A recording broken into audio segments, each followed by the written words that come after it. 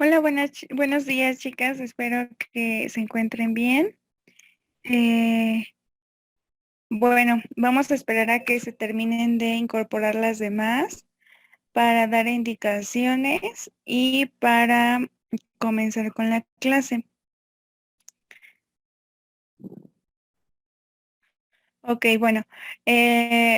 Buenos días, espero que estén bien. Primero que nada vamos a iniciar con pues las indicaciones de esta semana. Recuerden que estamos en la semana de nuestra segunda evaluación parcial.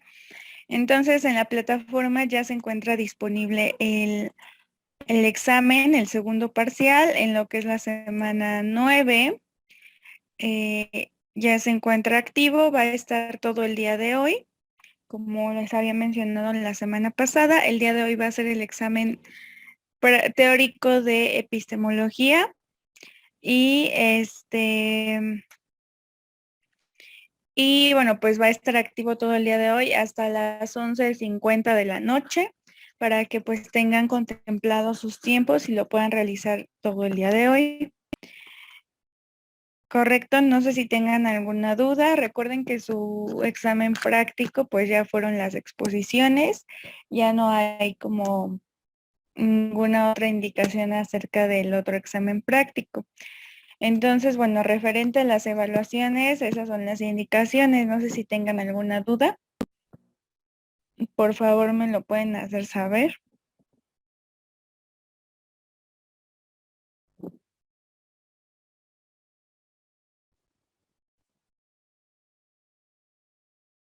Ok, entonces, bueno, si no tienen dudas, también háganmelo saber para que podamos comenzar con la clase.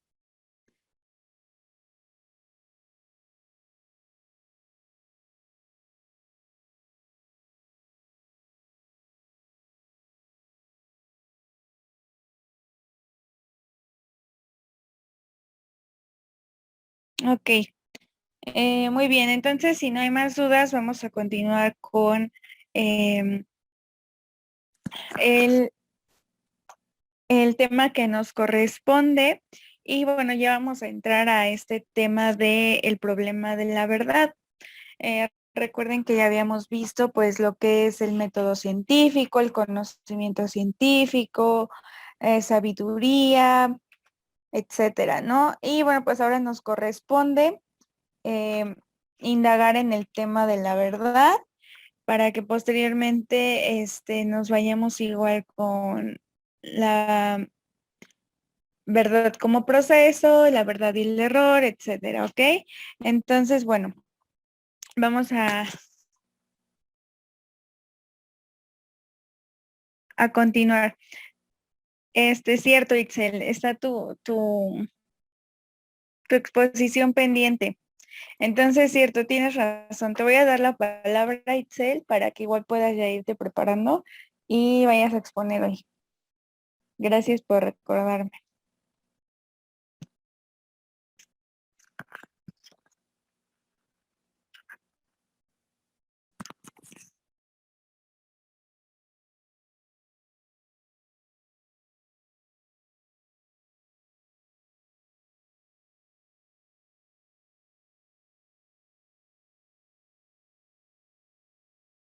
Sí, sí, se la da. Sí, ya se ve.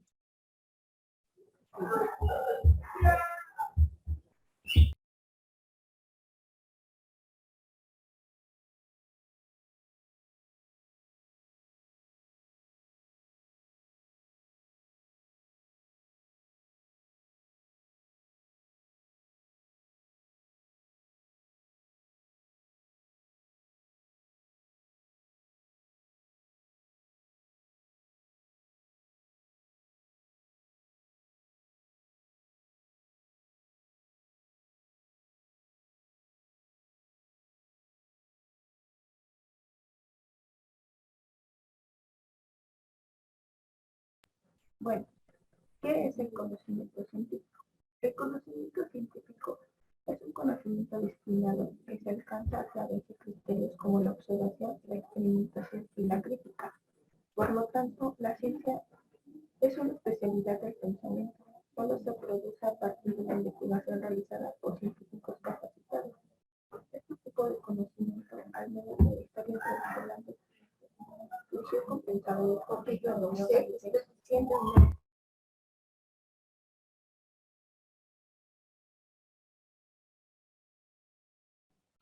Francis Bacon y René Descartes, hacia alrededor del siglo comenzó lo que se conoce como ciencia moderna, observación sistemática, el sentido común y otros conocimientos al observar el mundo y la vida cotidiana. Sin embargo, la ciencia apunta a hacer de esta observación una actividad regulada y sistemática. Por lo tanto, el conocimiento científico proporciona una mayor fiabilidad para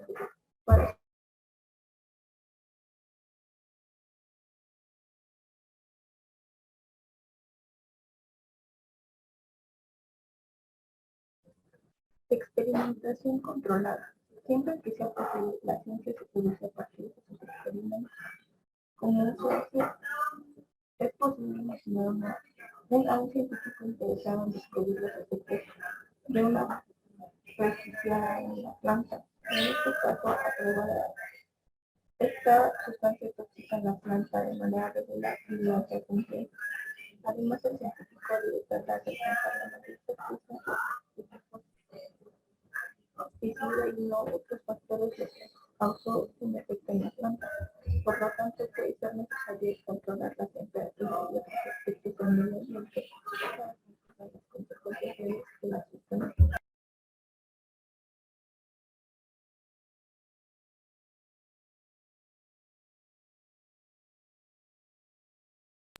Probabilidad y contexto. El mundo complejo y desordenado. En este contexto, la ciencia generalmente trata de dar un orden a estos datos para aprender mejor el mundo. Sin embargo, es muy difícil alcanzar una verdad absoluta, una palabra de que esto no existe. Una de las características importantes de la ciencia es el sentido crítico. Después de todo, una idea surge de una duda, porque sucede algo de otra manera y no de otra, o porque son por derechos que también cambian. Por lo tanto, la capacidad de buscar es esencial para producir conocimiento. Por lo tanto, no hay espacio para dogmas o características dentro de la ciencia.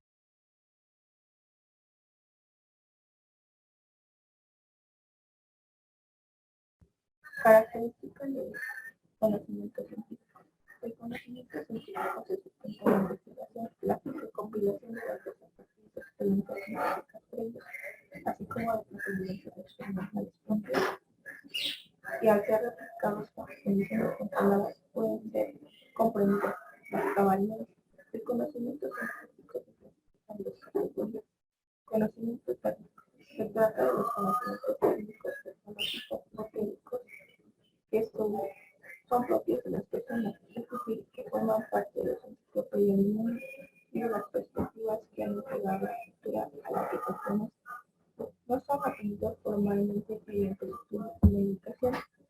Conocimiento explícito son aquellos conocimientos científicos formales especializados que deben adquirirse mediante bibliografías, cursos formales o instituciones educativas, ya que tienen que ver con el conocimiento acumulado.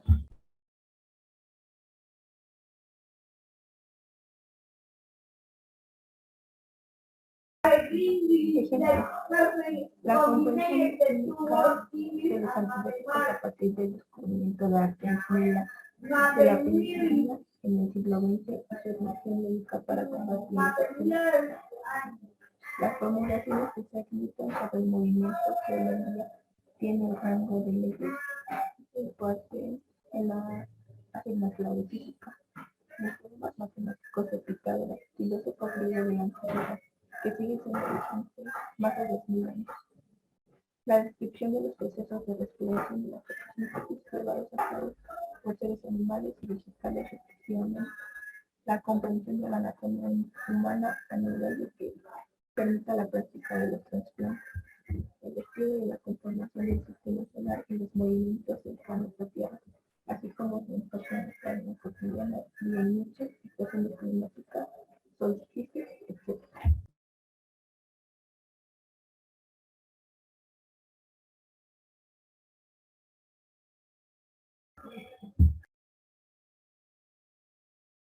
Ya me aceptó.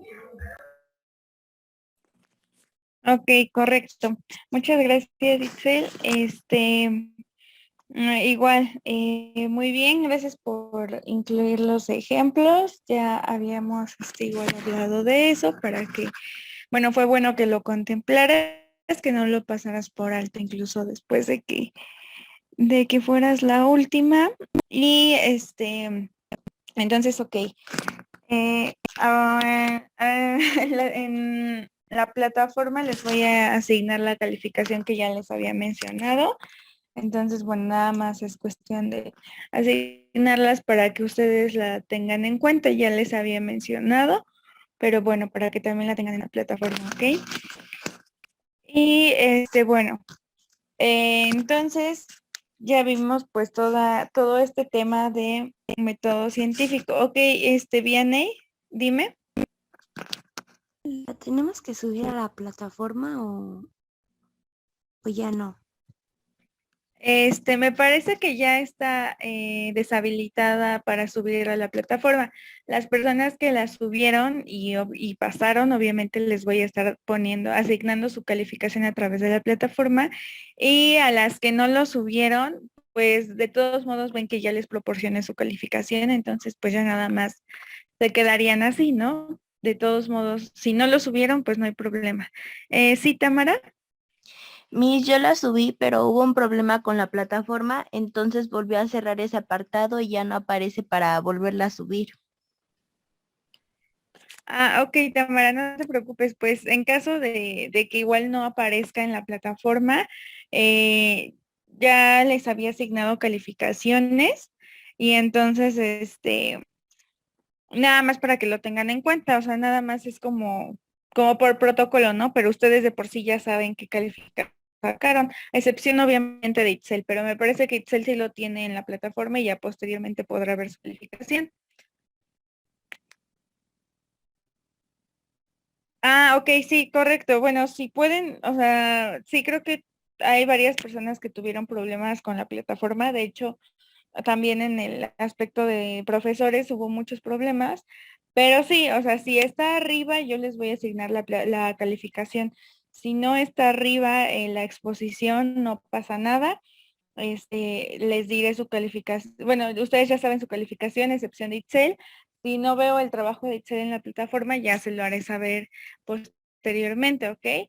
Pero no sé si tengan alguna otra duda respecto a eso. Repito, no pasa nada si su trabajo no está en la plataforma. Ya nada más ustedes contemplan la calificación que les mencioné la clase pasada.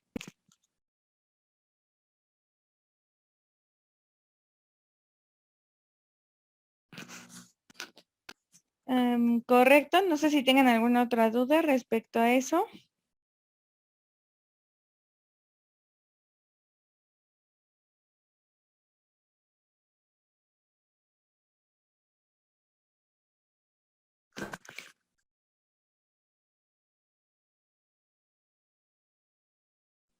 Ok, muy bien.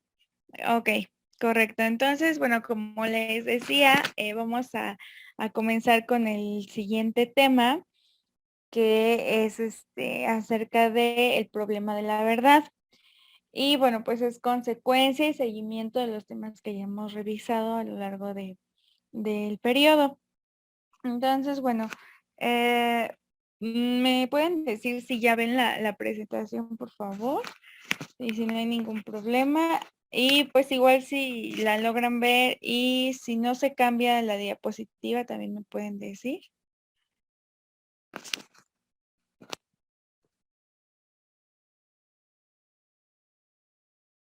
Ok, correcto. Bueno, entonces, como les decía, vamos a estudiar o a revisar este tema de el problema de la verdad.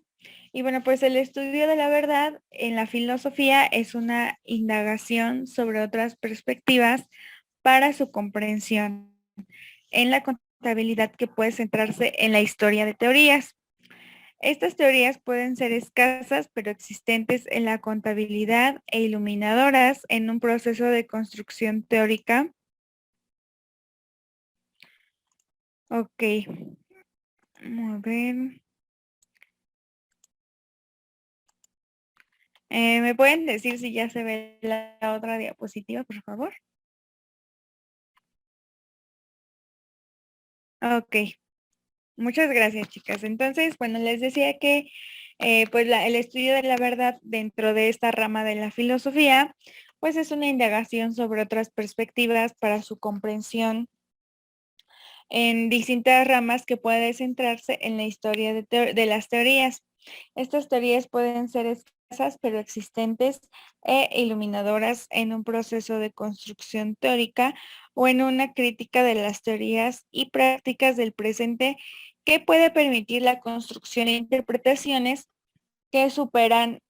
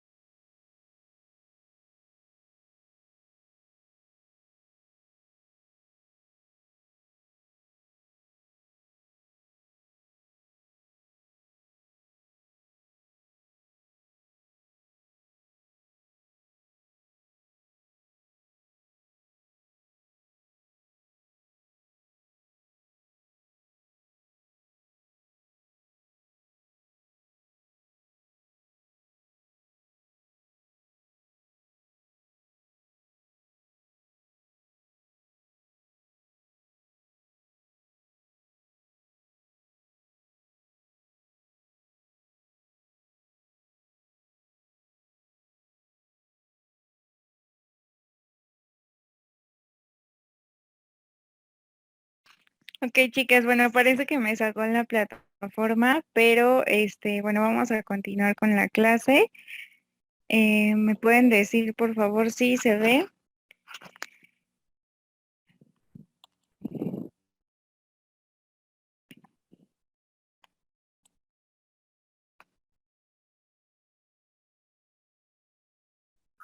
Y bueno, vamos a continuar. Entonces, bueno, básicamente les comentaba que el estudio de la verdad en la filosofía, pues va a ser siempre una investigación o una indagación o algo que se tenga que estudiar a, a base de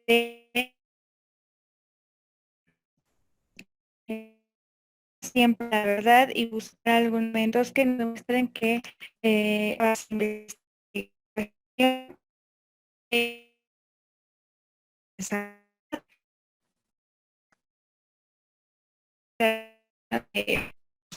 es verdad, es error, etcétera. Como,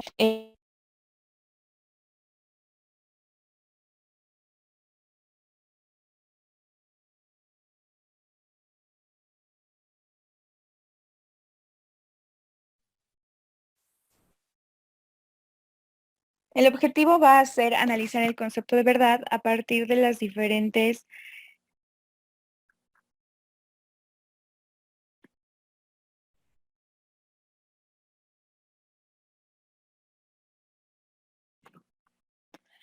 Bueno, el objetivo va a ser analizar el concepto de verdad a partir de las diferentes definiciones expuestas sobre ella en la religión, en la filosofía, en la ciencia, para luego indagar el concepto de verdad subyacente en los discursos confiables y así poder establecer el sentido que ella debe cumplir en la disciplina, entendida como sistema de construcción de representaciones sociales que simplifica la realidad para permitir la comprensión de situaciones o flujos en el camino de construcción de confianza, capital social determinante para lograr el desarrollo de la sociedad.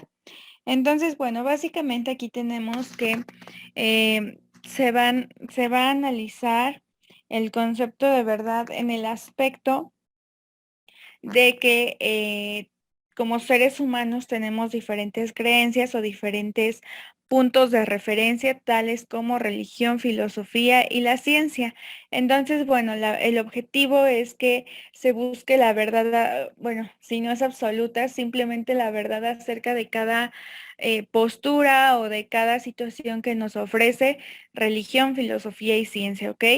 Entonces, pues sí, básicamente lo que queremos indagar es si todo lo que nos proponen estas tres ramas son verdad o no son del todo verdad, o bien pueden ser a lo mejor un tipo de, de enseñanza a través de una historia, etcétera, ¿no?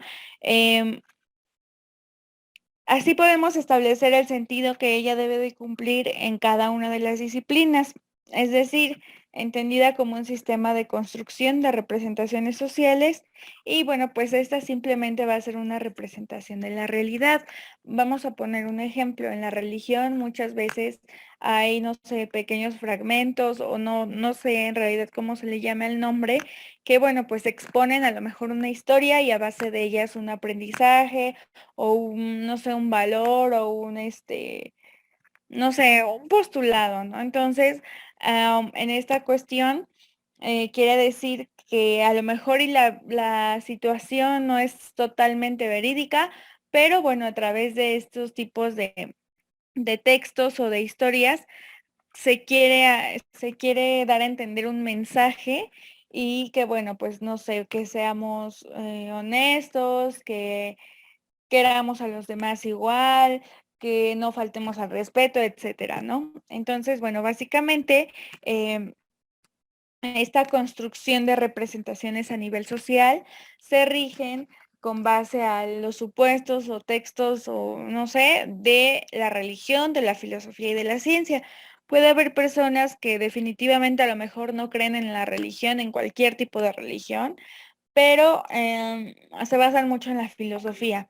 Y también está esta parte de decir, bueno, mm, también está esta parte de decir, bueno, hay que indagar si los textos son verdaderos o si simplemente no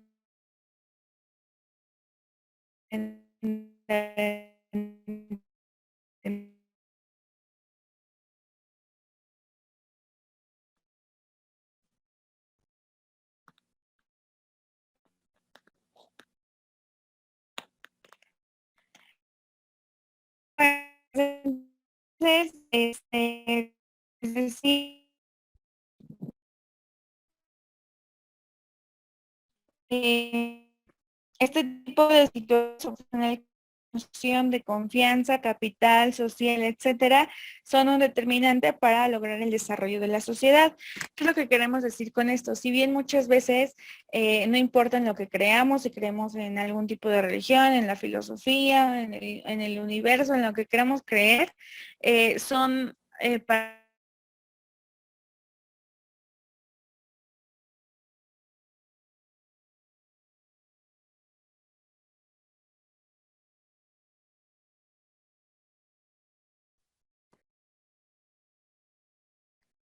bueno, les decía, es para que podamos funcionar como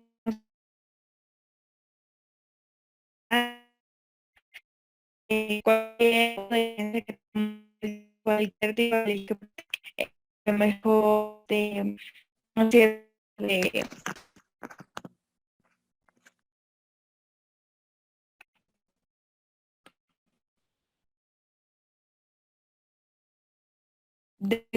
cuestiones con base a respetar a los demás, estar con las demás personas, con base a ser honestos con nosotros mismos, etcétera, ¿no? Puede haber como muchos ejemplos.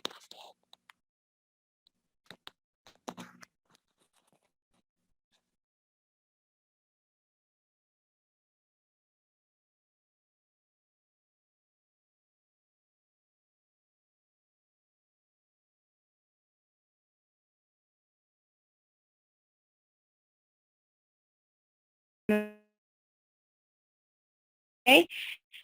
No sé si tengan alguna duda hasta aquí, chicas, hasta este punto de la presentación y de lo que pues más o menos busca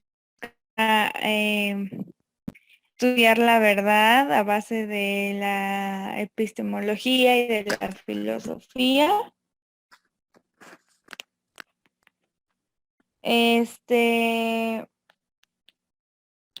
Si me está sacando de la plataforma de la sesión, pues igual permanezcan para volver a incorporar porque al parecer sigue habiendo un poco de fallas, pero bueno, me voy a seguir incorporando inmediatamente. Entonces, bueno, no sé si tengan alguna duda hasta aquí, que puedo continuar con el siguiente.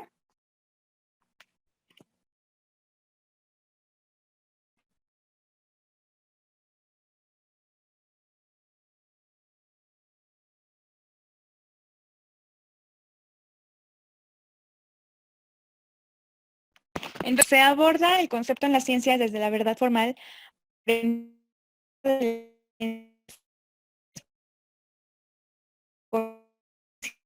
la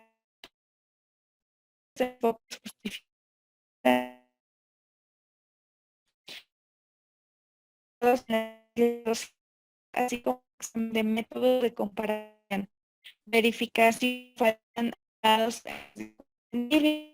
Entonces, bueno, ¿qué diferencia?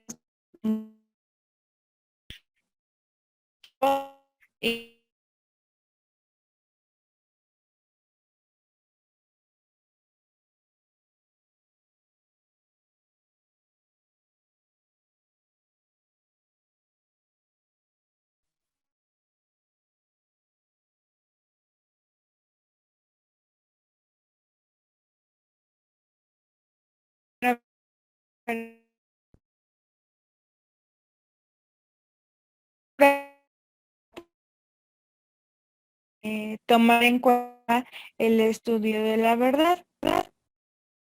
Bueno, entonces, a través de diferentes lados, es como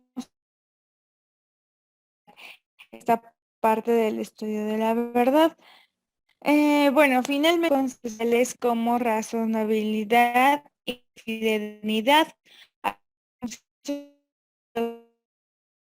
Manifestación de un saber estratégico, de poder, examinando las diferentes corrientes, en especial los enfoques forense y de información como manifestación de la regulación, explorando además en algunas teorías contables para concluir examinando las posibilidades de desarrollar el concepto de verdad como interés en relación con los stakeholders o grupos de interés, que bueno, viene siendo lo mismo, proporcionando una verdad diversa determinada por los intereses de diversos usuarios dentro de un sistema único de contabilidad. Entonces, bueno, así es como vamos a ir indagando y cómo se procede esta revisión crítica a la filosofía. Entonces, bueno, aquí tenemos un pequeño mapa, em,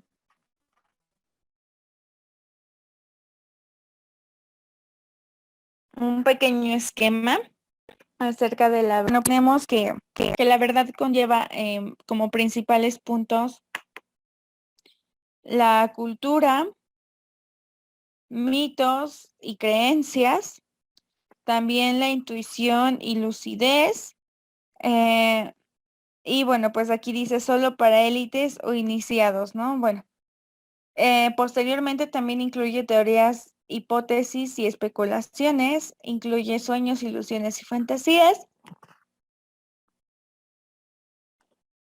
existencia y esencia, y bueno, pues obviamente como factores externos ya están las causas, los efectos, y bueno, está la deducción, la verificación, la realidad percibida, la realidad construida, que ya viene siendo ciencia, filosofía y religión, está la inducción e incluso la percepción. Entonces, así es como está conformada la verdad de alguna forma. Y esto es todo lo que engloba ese tipo de conocimientos de la verdad y este tipo de estudio acerca de la verdad.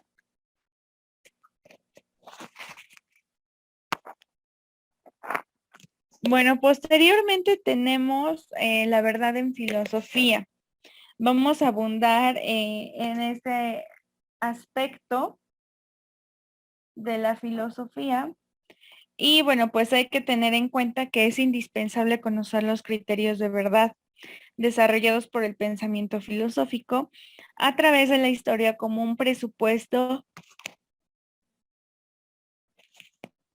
para la comprensión del concepto en la ciencia en general y en la contabilidad en particular.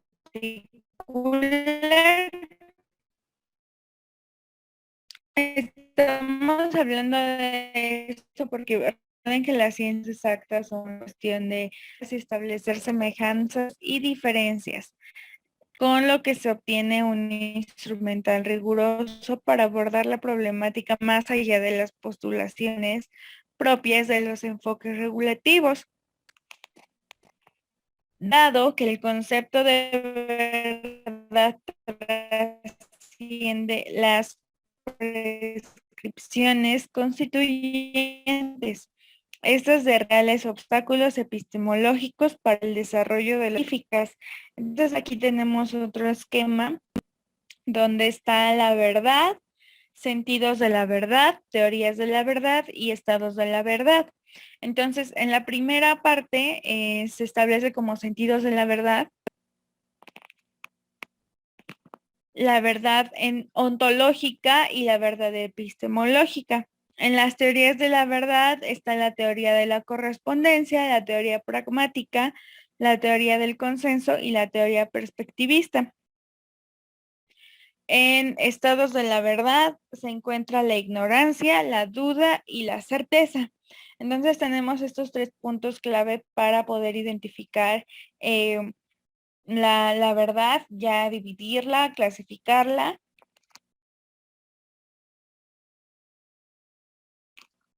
y ubicarla por sentidos, por teorías y por estados de la verdad. No tiene mucho caso que veamos teorías del local porque demasiado evidentemente son estas 4. Y bueno, pues cada una tiene un postulado no muy alejado entre ellas, obviamente son muy similares y bueno, pues sí se parecen, solamente varían en algunos cambios, cuenta los sentidos, las teorías y los estados de la verdad, que pues básicamente es como se llega a establecer de esta forma. ¿Ok? Entonces, bueno. Posteriormente tenemos la verdad en el ámbito del idealismo. Recuerden que habíamos revisado un poquito acerca de esta postura o de esa escuela idealista y bueno, pues aquí lo vamos a asociar con lo que es la verdad. Al idealismo se le ha clasificado en subjetivo o psicológico a partir de la afirmación de que la realidad está en la conciencia del sujeto cognoscente y todo gira alrededor de él, como lo plantean Descartes, Berkeley, Kant y Fisher. El idealismo objetivo o lógico definido como una suma de juicios lógicos. Las ideas existen por sí mismas y se aprenden o se recuerdan, como lo sostienen pensadores como Platón, Leibniz y Hegel, que bueno, pues ellos también ya los estuvimos revisando en algún momento. Entonces, bueno, vamos a tener que el idealismo surge por primera vez en una formulación del hombre como constructor de la realidad y una propuesta determinista relativa al origen, sentido y valor del conocimiento ante la conciencia. Nada es en y para sí, pues todo encierra simplemente una verdad relativa. Protagoras no se dejó seducir por ningún esencialismo y bueno, los hombres son los únicos responsables del mundo en el que viven, sobre lo justo y lo injusto, lo santo y lo no santo. Él dice que estaba dispuesto a sostener con toda firmeza que por naturaleza no hay nada que lo sea esencialmente, sino que es el parecer de la colectividad el que se hace verdadero cuando se formula y durante todo el tiempo que dura ese parecer. Entonces él lo simplificaba o lo ejecutaba a modo de que eh, todas las personas somos responsables de lo que vivimos y que a base de nuestros propios actos o propias conductas es como tenemos un tipo de acto seguido o de recompensa o de karma o como lo queramos ver, ¿ok? Y que todos somos responsables totalmente de nuestras acciones. No existe esta parte de que no, nadie es responsable. Todos hacemos algo y esto conlleva una reacción en nuestras acciones. Entonces, bueno, hasta aquí no sé si tengan alguna duda, chicas, por favor háganmelo saber antes de que continuemos.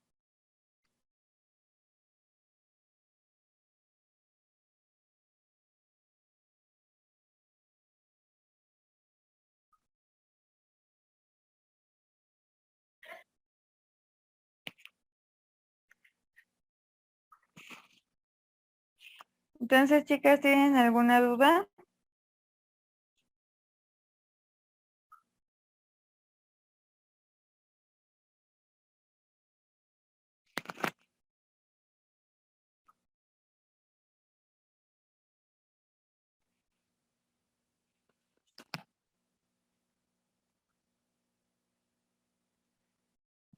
Ok, correcto. Entonces, si no hay alguna duda, vamos a continuar.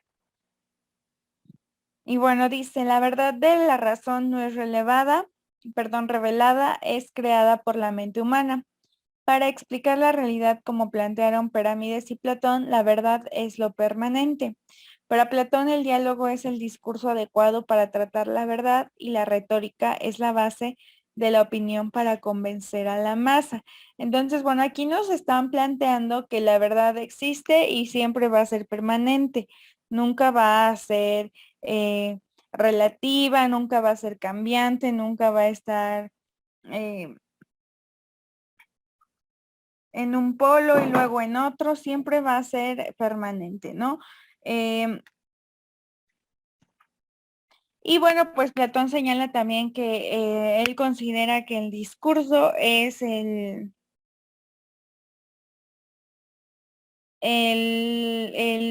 diálogo y el discurso es lo adecuado para poder tratar a la verdad y para convencer a la masa, ¿no? Para que pues realmente podamos tener ese tipo de persuasión y convencer a los demás de que lo que se está planteando es la verdad. Obviamente, como dice Platón, a través del diálogo. Cuando el ser y el pensar coinciden, es posible acceder a la verdad y tener un conocimiento cierto. Cierto entre comillas, porque pues sabemos que no siempre, o bueno, que no la verdad es absoluta en todo, siempre debe existir esta parte de duda, de, de decir, bueno, es cierto que, que lo que estoy diciendo o lo que estoy pensando o en lo que creo es verdad o no. Y bueno, pues quien hace un enunciado o una aservación realiza un enunciado verdadero sí y solo si las cosas son al hacer un enunciado como enuncia que son. Entonces, bueno, pues esto es una postura de un autor que lo podemos encontrar como González en 1983. Y bueno, pues la persona que llega a hacer un enunciado o una observación que realiza un enunciado verdadero es solamente si el enunciado está completamente redactado, bien sustentado y convence a los demás, ¿ok? Esto es lo que nos quiere decir el postulado de González. Entonces, bueno, aquí ya tenemos como diferentes variantes de la verdad y de lo que cada quien piensa de la verdad. Ya veíamos, Platón dice que es permanente, eh,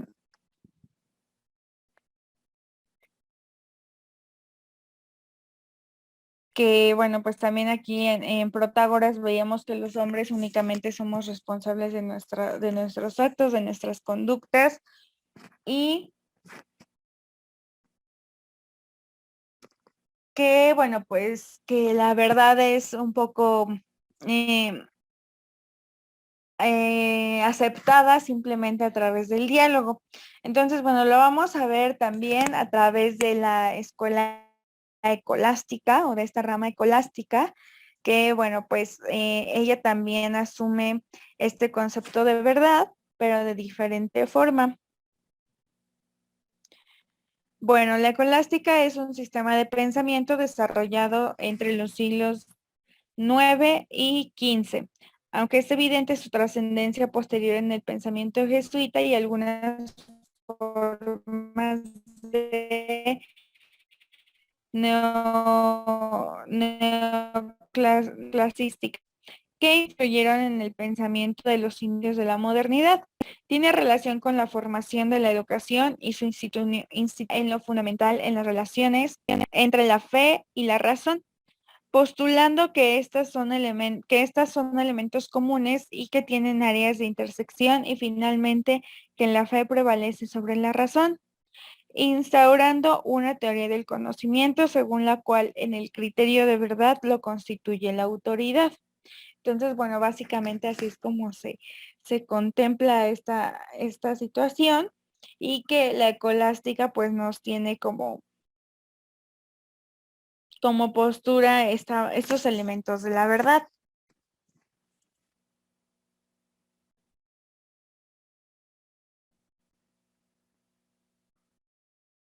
Y bueno, pues en la escolástica existe una gran influencia de la filosofía grecolatina, árabe y hebrea, y de muy especialmente del pensamiento aristotélico, en especial en los planteamientos de Tomás de Aquino. Y bueno, pues tenemos aquí como referencia sus años de vida de 1224 hasta 1274, construyendo un criterio de verdad como evidencia objetiva, credibilidad formal, material y moral.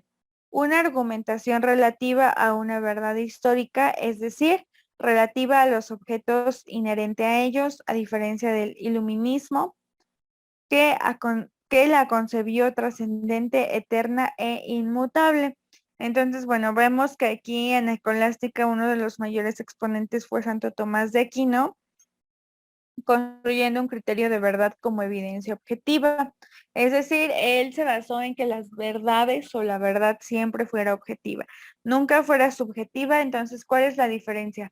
Que al pensar nosotros con objetivismo, bueno, encontramos todas las razones del por qué estamos diciendo que esto que estamos postulando es verdad. Si fuera subjetivo, sería únicamente porque yo lo creo, yo lo considero, no me baso en nada más que en mi pensamiento y en mi postura de que esto es verdad. Pero bueno, lo que Santo Tomás de Aquino decía era que pues se pensara que esto era em, que esto era totalmente objetivo y que así pudiéramos llegar a un punto de verdad. Entonces, también se postula o se da a conocer que siendo el hombre un ser finito y proactivo de errores, es necesario que sea instruido, perdón, por la revelación divina, no por la iluminación. Siguiendo la interpretación aristotélica, Tomás de Aquino formula que la verdad es la conciencia entre lo que se piensa y la realidad. El discurso que nos brinda Tomás no es contradictorio al concepto bíblico, pero luego afirma lo conocido como autonomía de la razón. La revelación no anula, perdón, ni inutiliza la razón. La gracia no elimina la naturaleza, sino que la perfecciona. Entonces, bueno, no sé si ustedes hayan escuchado anteriormente, pues, de esta figura o de esta personalidad, Tomás de Aquino, como persona o personaje de algún tipo de religión. Sin embargo, a pesar de que haya formado parte de la religión, él independientemente no se quiso basar únicamente en este tipo de religión y empezó a indagar en el estudio de la ciencia, de la filosofía, y pues hoy en día se le conoce como un exponente más en el ramo de la filosofía. Obviamente se le conoce también en el ramo de algún tipo de religión, pero también él supo separar definitivamente lo que era ciencia de su religión. Entonces, por eso es que tiene varios postulados en los que, bueno, pues probablemente en la religión ha tenido un aporte importante, el cual pues desconozco, pero en la ciencia también tuvo otro tipo de aporte a nivel objetivo, como decíamos, ya no decía, bueno, a mí me dijeron que esto es y por lo creo, sino él se dedica a ruta o a buscarle un poco de sentido a esta verdad que se postulaba.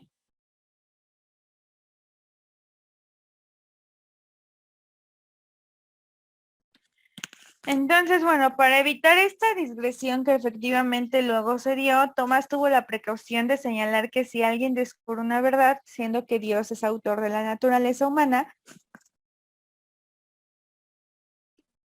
esa verdad nunca puede ser opuesta a la verdad revelada.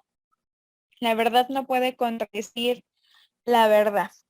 Una manifestación de la verdad fundada en la autoridad que caracteriza la pedagogía de la educación escolástica impartida en las escuelas de oblatos.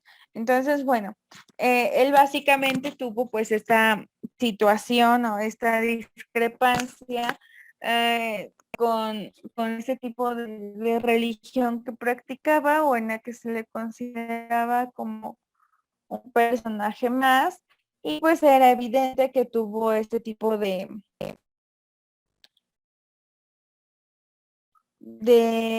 problemas, ¿no? Pero posteriormente él, como lo vemos aquí en el postulado que había mencionado, pues supo decir que no iba a mezclar las cosas y que incluso dijo, señalar que si alguien descubre una verdad, siendo que Dios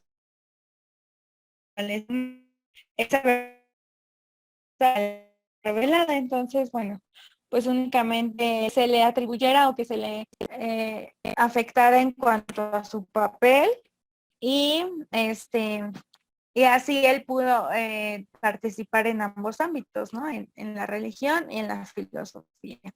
Entonces, no sé si hasta aquí tengan alguna duda. Ya hemos visto el idealismo y ahorita estábamos viendo la escolástica. Entonces, hay como diferentes pensamientos, diferentes autores, pero pues tampoco son tantos. Cada uno tiene posturas de verdad distintas, pero a la vez muy parecidas. No sé si No sé si tengan alguna duda hasta este punto antes de empezar con la verdad en el racionalismo.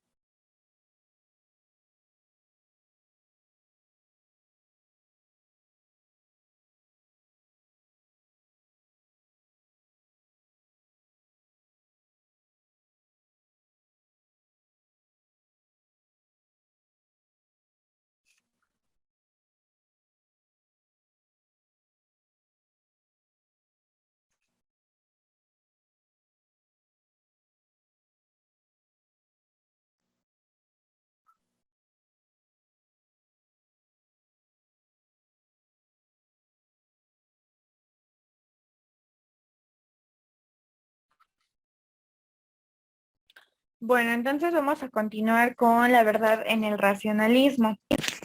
Bueno, si bien ya revisamos escolástica y me parece que el idealismo. Entonces, en el racionalismo, pues también tiene sus posturas, tienen sus argumentos y bueno, los vamos a revisar.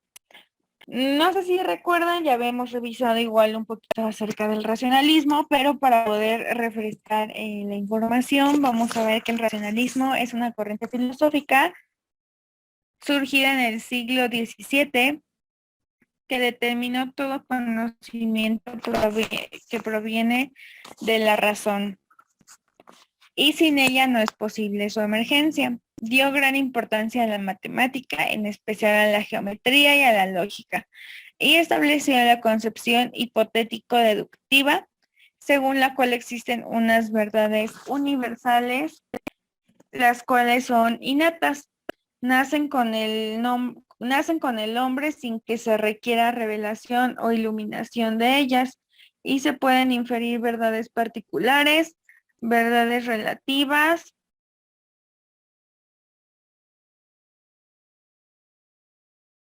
a los objetos de conocimiento mediante la construcción de una evidencia. Recuerden que, bueno, René Descartes igual era uno de los exponentes más importantes del racionalismo y por eso su frase icónica de pienso luego existo siempre decía que el racionalismo partía de la razón y de que toda la verdad absoluta estaba en en la razón. No había como otra opción, ¿no? Y bueno, pues básicamente lo que decía, ¿no? Que nada, no podíamos aprender de otra forma más que de a través del raciocinio, ¿no? Esta era la única forma de aprender o de ejecutar alguna acción a modo de aprendizaje. Y bueno, pues el tratamiento que tuvo el concepto de verdad en la época moderna, en especial con Descartes, tuvo relación con un conocimiento claro y distinto que es propuesto como criterio de verdad por excelencia. Lo evidente es la certeza marcada por la intuición, es decir, la verdad conlleva su propio signo. El concepto de verdad es evidente por sí mismo y produce en el hombre la intuición de que tal cosa es verdad, de que estaba marcada por un sello claro, distinto y evidente. El conocimiento es distinto si es claro y se refiere al objeto presente frente al sujeto y describe el objeto con precisión sin añadir nada de lo que sea ajeno. Entonces, bueno, pues básicamente aquí nos dice que este, la verdad tiene su propio signo, su concepto es evidente por sí mismo y produce en el hombre la intuición de que tal cosa es verdad. Es decir, se guía totalmente por su intuición, no hay como otra forma de relacionarlo, simplemente se cree que si yo como persona deduzco que si me están diciendo que esta situación es real, es verdadera, bueno, lo creo porque mi intuición así me lo dicta y entonces digo, ok, es verdadera. Ya no hay como más discusión a través de eso. Ok, entonces, bueno, no sé si tengan alguna otra duda respecto a este, respecto a esta parte de el racionalismo.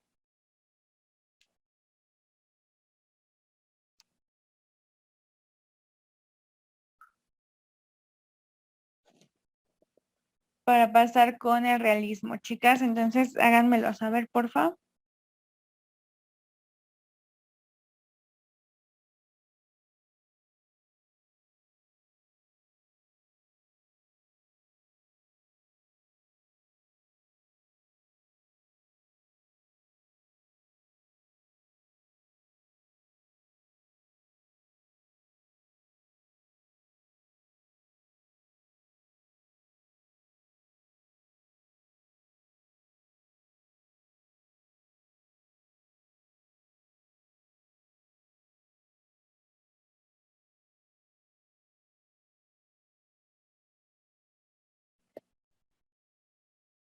Bueno, entonces, si no hay ninguna duda, vamos a ir con la verdad en el realismo. Y bueno, pues el realismo es una corriente filosófica que considera que el objeto de conocimiento es independiente del sujeto y por tanto el conocimiento es la percepción o entendimiento del objeto y en consecuencia el conocimiento no es diferente del objeto. Los objetos pueden ser materiales o formales y en tal circunstancia no se puede confundir el realismo con la existencia material. El realismo es estudiado por la ontología, la cual lo estudia en dos niveles, perdón. La naturaleza de los conceptos universales y el conocimiento de los objetos en el mundo, cuestionando si los universales tienen existencia propia o solo por su presencia en los objetos, si son a priori que se manifiestan en los fenómenos.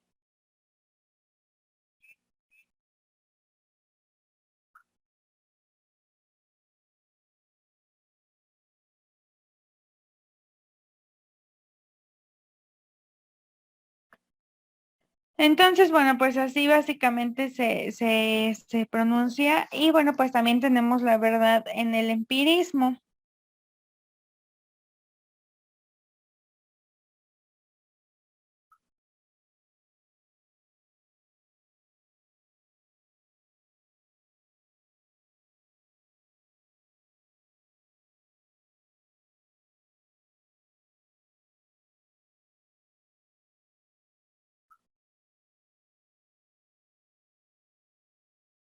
Y bueno, pues el empirismo considera que el conocimiento se origina en experiencia y en consecuencia, la verdad no es absoluta, puede cambiar con los cambios de los objetos o en las formas de experiencia.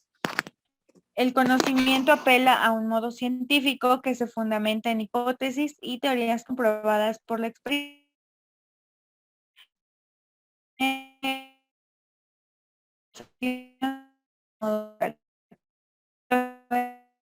El empirismo es a base de experiencia totalmente.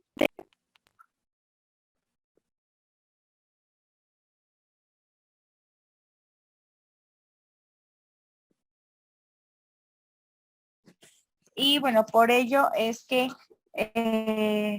el empirismo aporta que solamente puede ser verdad si se hace todo este método de experimentación y así es como se puede llegar a la conclusión de llegar a esta parte de la verdad.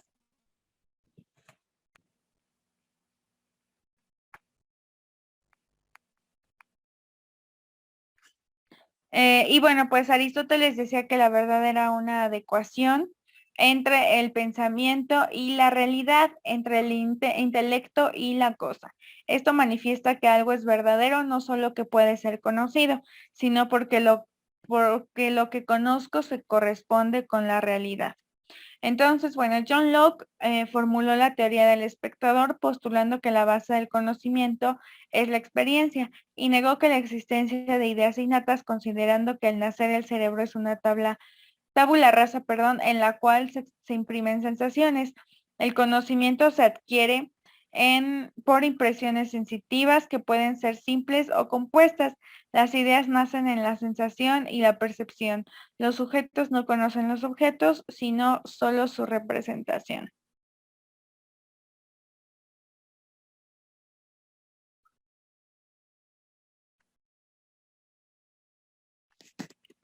Y bueno, pues también tenemos la verdad en la fenomenología Y bueno, pues esta es una corriente filosófica que estudia los objetos, cómo se manifiestan para resolver los problemas filosóficos, apelando a la experiencia intuitiva o evidente en la cual las cosas se manifiestan. En su esencia acepta la idea kantiana según la cual no se puede conocer la cosa en sí, solo se conocen los fenómenos captados en la experiencia. La formación de conocimiento se funda en la experiencia evidente. Entonces, bueno, aquí es, por ejemplo, si nosotros vemos que llueve, bueno, pues sabemos que está lloviendo porque es evidente, está cayendo agua, está mojando el suelo, etcétera. Entonces la fenomenología es explicada por eso, es el fenómeno de la lluvia. Si vemos que está nevando, bueno, pues eso lo explica todo. Se ven los copos de nieve, se ve como el piso está todo blanco, y bueno, pues es algo evidente, algo que no podemos decir, oye, está lloviendo y si veo el pleno sol y todo seco, pues eso es totalmente falso. Entonces la fenomenología se encarga de eso.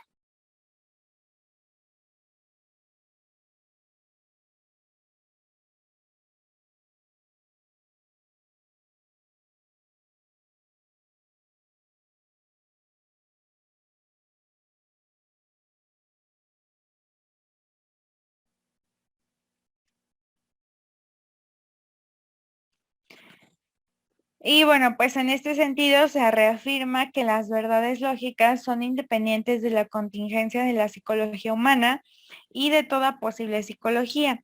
La verdad de la cosa en sí es que establecida por la verdad lógica y representa un instante particular en esta.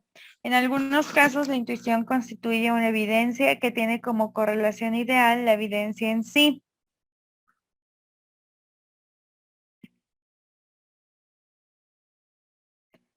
Y bueno, pues en otros la intuición es el punto de partida para la reducción fenomenológicamente que conduce a la verdad en sí o esencia de la cosa. Y esto, bueno, pues lo postula el autor Husserl en 1985. Y bueno, pues aquí tenemos el método fenomenológico.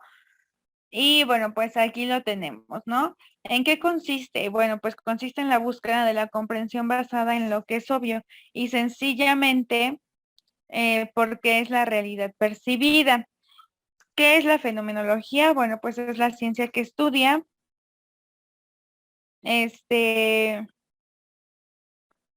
la aproximación de los hechos, es decir, de los fenómenos y el ámbito en que se hace presente esa realidad, es decir, ese tipo de... ¿Cuándo se usa? Bueno, cuando no hay razones para dudar de la bondad, de la información y el investigador no ha vivido ni le es fácil formarse ideas sobre el fenómeno que estudia. ¿Me pueden decir, por favor, si logran ver el esquema del método fenomenológico? Si sí lo pueden ver o si no se ve la diapositiva, por favor, para que igual lo puedan tener. Ah, ok.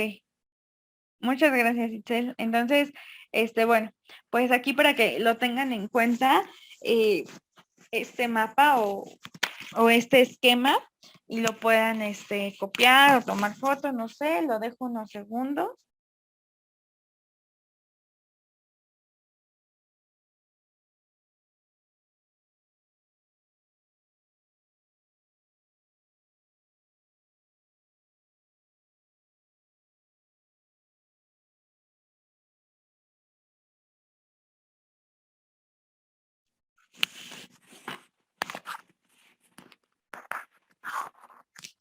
Y para que podamos volver.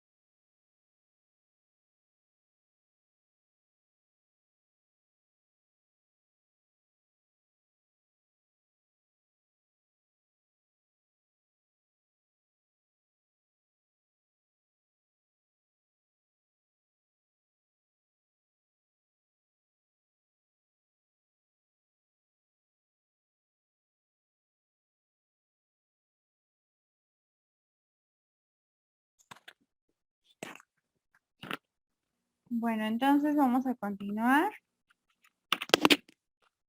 Y para finalizar, bueno, para complementar este tema, tenemos un video.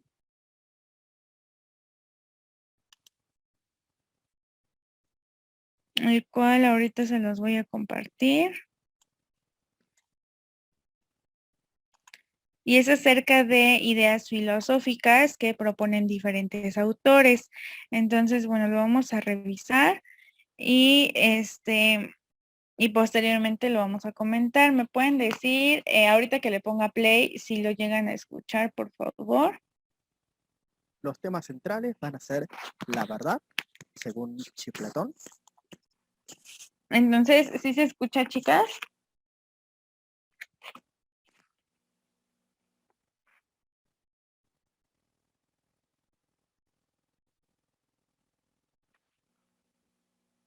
Ok, vamos a continuar entonces. Comte, Dewey y Karl Marx. Vamos a por ello. Empecemos con los primeros dos filósofos que nos hablan acerca de la verdad. El primero, uno de los filósofos más grandes de la historia occidental, recuerden la cita de Alfred Whitehead, toda la filosofía no son más que meras notas al pie de Platón. Ahora bien, Nietzsche saben que es un gran crítico de Platón, pero he aquí una paradoja. Si analizamos la obra de Platón y la obra de Friedrich Nietzsche, podríamos encontrar algunas similitudes. ¿Y cuál es esta? Pues no es una similitud pequeña o badalí, sino una similitud en cuanto a la idea de verdad, a la concepción misma de la misma. La verdad es el privilegio. Vamos a encontrar nuestro hogar.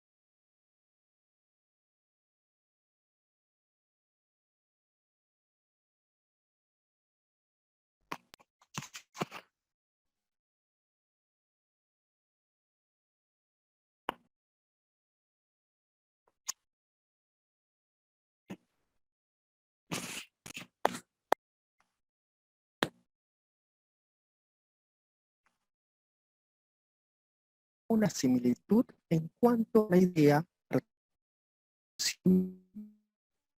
la misma.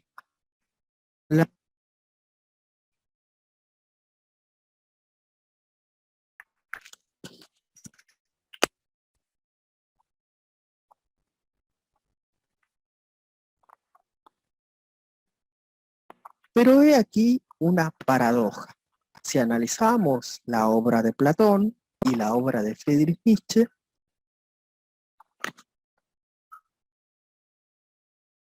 podríamos encontrar algunas similitudes.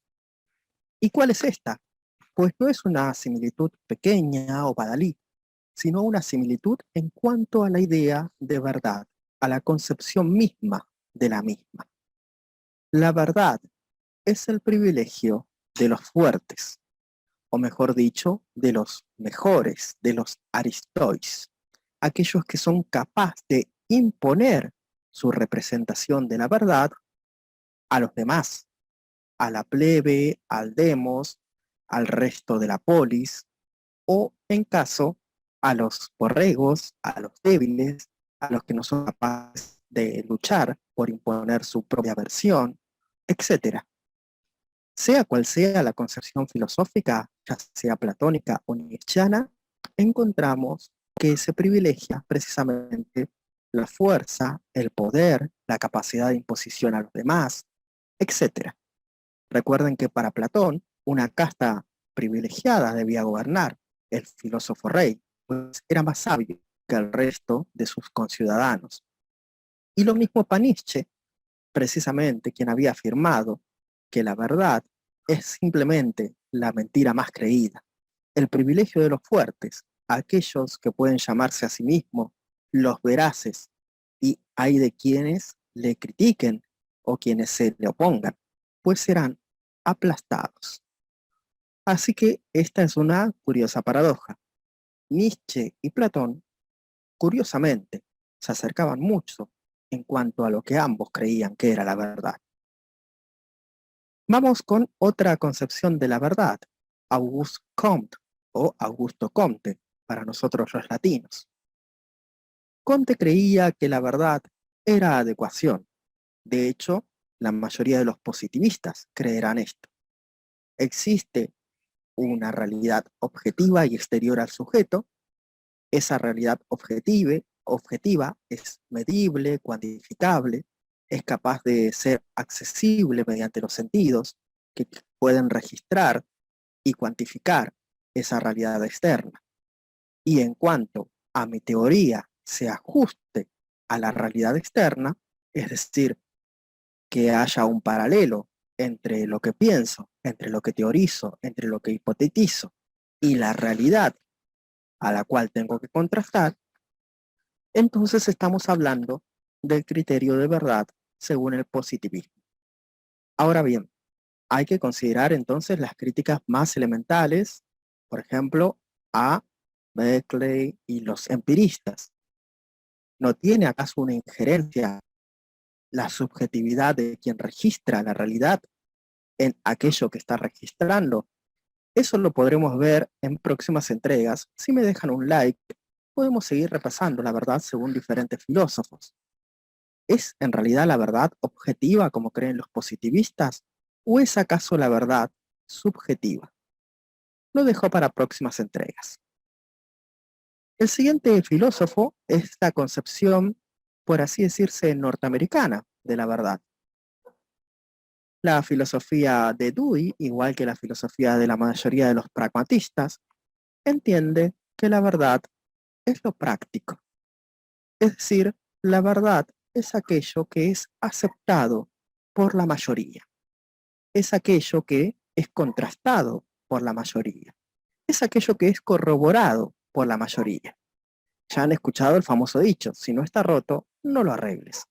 Aquello que es aceptado por todos y que es contrastado por todos, entonces ha de ser lo veraz, ha de ser lo verdadero, o como mínimo es lo que más se le parece, es lo que más se acerca, pues el descubrimiento de la verdad es un largo camino, asintotáticamente se acerca de a poco a aquello que podemos llamar verdadero. Y por último, para terminar este repaso, otro de los grandes filósofos que se han ocupado del tema de qué es lo que creemos verdadero, que es Karl Marx. Ya habría afirmado en la ideología alemana que precisamente lo que la mayoría de las personas creen verdadero son simplemente las ideas de la clase dominante. La cita textual es: las ideas dominantes de una época son las ideas de la clase dominante. Al modo más o menos nietzscheano, Marx afirmará que precisamente la clase dominante, es decir, la casta burguesa o los capitalistas, aquellos que detentan el capital, son capaces de poner también sus normas, patrones, valores, es decir, la estructura económica determina la superestructura social. Así, un sistema económico capitalista se corresponderá con valores capitalistas, una educación capitalista, una religión capitalista, que contribuya a mantener y sostener y reproducir el sistema, avalándolo a lo largo del tiempo. Hasta aquí nuestro brevísimo, curioso y caótico. Bueno, entonces, estas son algunas ideas acerca de la verdad que, pues, a lo mejor e incluyen a más filósofos o a más pensadores, y debido a ello, pues, es que, se llega a expandir un concepto de verdad. Em, Voy a ver si nos da tiempo de ver el siguiente o me parece que sí todavía nos da tiempo de ver el siguiente video, que bueno, pues es acerca de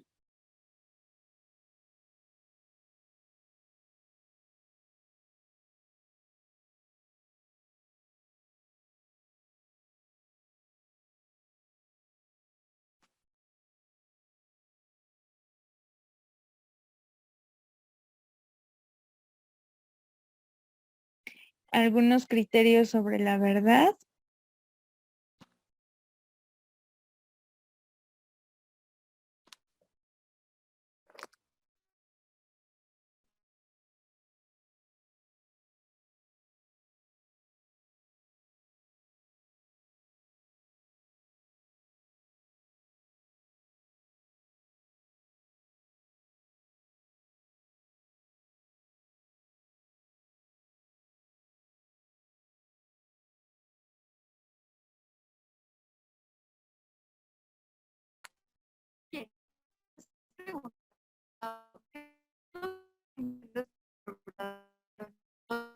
Te rodea o quizá que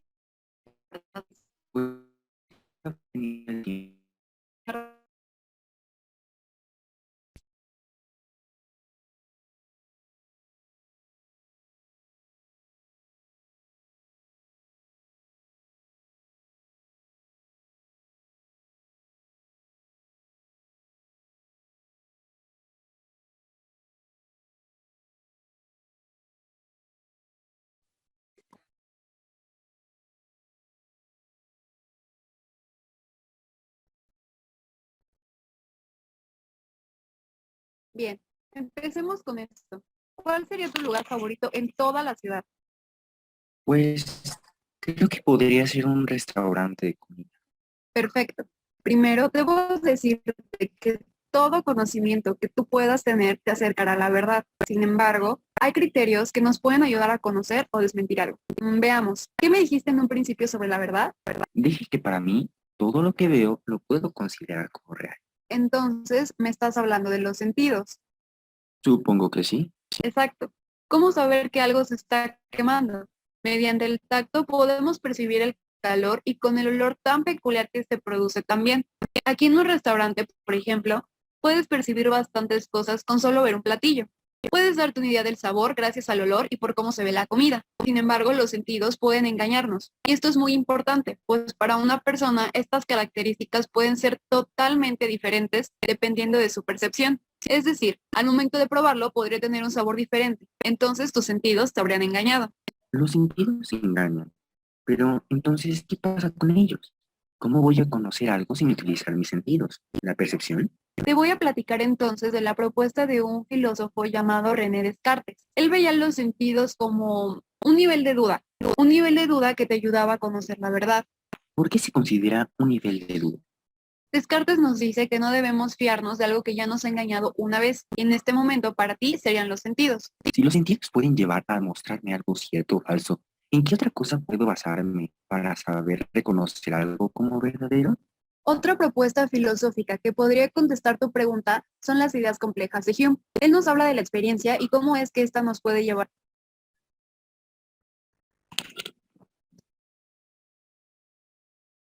¿Cierto o falso? ¿En qué otra cosa puedo basarme para saber reconocer algo como verdadero?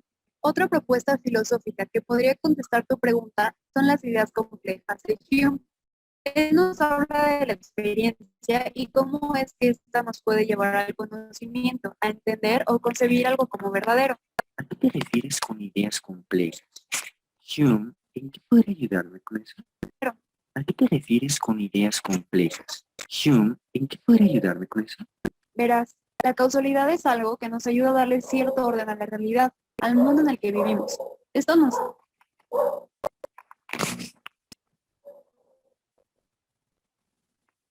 dice que si algo ocurre deriva a otra acción o viceversa. ¿Me entiendes? Creo que sí. Por ejemplo, si veo una ventana mojada, llena de agua, quiere decir que llovió. Si noto que sale vapor o humo de una olla, es porque algo debe estarse quemando. ¿Estoy en lo correcto? Exacto. Lo que hace la causalidad junto con la experiencia es que nos acerca un poco más a conocer algo. Nos aproxima a la verdad, a lo que en realidad ocurrió. Entonces Hume y Descartes ayudan a conocer lo que es la verdad mediante la duda del conocimiento, ¿cierto? Pero si estoy pensando algo, aunque esto sea imaginario, ¿qué quiere decir?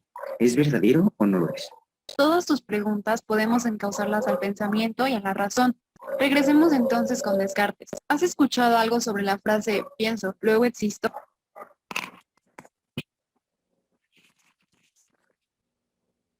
Entonces, con Descartes. ¿Has escuchado algo sobre la frase pienso, luego existo? Claro, habla sobre las ideas y cómo es que le pertenecen a cada persona, al igual que el tiempo, o algo así, ¿no? Estás en lo correcto, y de hecho es bastante sencillo. El pensamiento te pertenece durante el tiempo que tú desees. Este tiempo que tú estés pensando es el momento en el que existes. Pero ¿sabes por qué te digo todo esto sobre el pensamiento?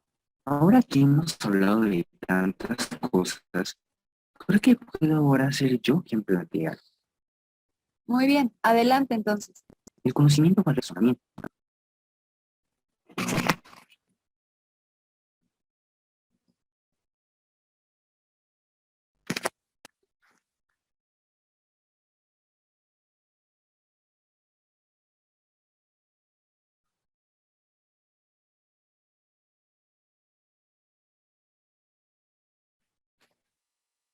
Con el pensamiento. Descartes nos dice que el pensar implica preguntar, dudar e incluso poder llegar a negar o afirmar algo. Esto puede llegar a ser verdadero si lo concebimos de una manera clara, sin que otros factores nos hagan llegar a dudar. Parece que te ha quedado bastante claro el concepto de pensamiento. Ahora dime, ¿cómo lo realizas? Eso es muy sencillo. Bueno, en un principio decías que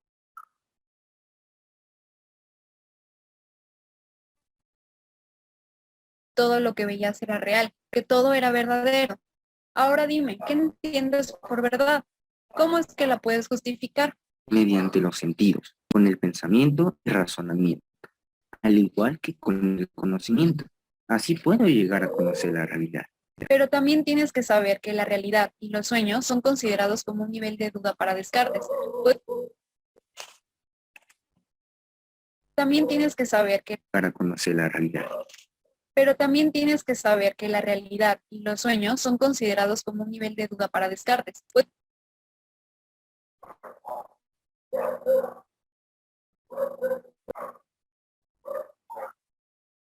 son ilusiones bastante semejantes que te pueden hacer dudar. Ahora entiendo la diferencia. Entonces Descartes tiene dos niveles de duda. De hecho, son 4 niveles: los sentidos, la realidad y los sueños, las matemáticas y algo que Descartes entiende como un genio maligno, que se puede resumir como el pienso y luego existo. Al descartar todos estos o analizarlos a detalle, podemos llegar a justificar la verdad. Wow, ahora entiendo todo. Y ahora comprendo la realidad y la verdad, así como cómo puedo sustentarla. Muchas gracias. Perfecto, veo que lo has entendido muy bien. Bueno, chicas, entonces ya con este video concluimos. No sé si tengan alguna duda respecto a al tema que vimos.